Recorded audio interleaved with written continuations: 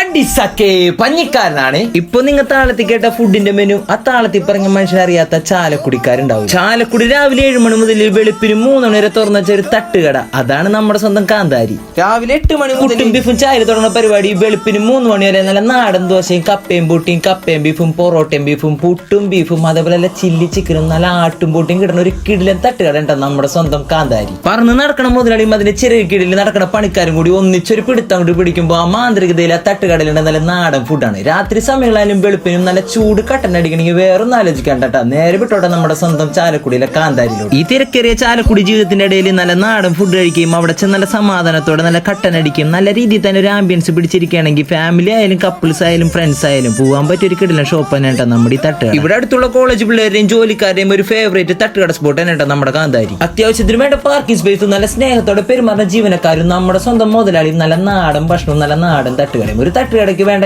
എല്ലാ കാര്യങ്ങളും ഫുഡിന് ഫുഡ്, ആംബിയൻസ്, വൈബിന് വൈബ്. ഒരു തട്ടുകടയ്ക്ക് ഇത്ര ഐറ്റം കിട്ടിക്കഴിഞ്ഞാൽ മൊത്തത്തിൽ കളറല്ല. നമ്മുടെ കാന്താരിയുടെ കറക്റ്റ് ലൊക്കേഷൻ വന്നത് ചാലക്കുടി സൗത്തിൽ പിട്ടാപ്പിളി ഏജൻസിയുടെ തൊട്ടരികത്താണ്ട. ശാന്തി സമാധാനം നല്ല നാടൻ ഫുഡ്, അതാണ് നമ്മുടെ സ്വന്തം കാന്താരി. നല്ല നാടൻ ഫുഡ് കഴിക്കാൻ നൈറ്റ് ലൈഫ് എൻജോയ് ചെയ്യാം. അങ്ങനെയാണെങ്കിൽ നേരെ വിട്ടോട്ടെ നമ്മുടെ സ്വന്തം കാന്താരിലേക്ക്. അപ്പൊ എല്ലാം പറഞ്ഞ പോലെ ഞാൻ ഹാപ്പി, അവര് ഹാപ്പി. പഞ്ഞിക്കാരൻ പോണേണേ സുലാൻ.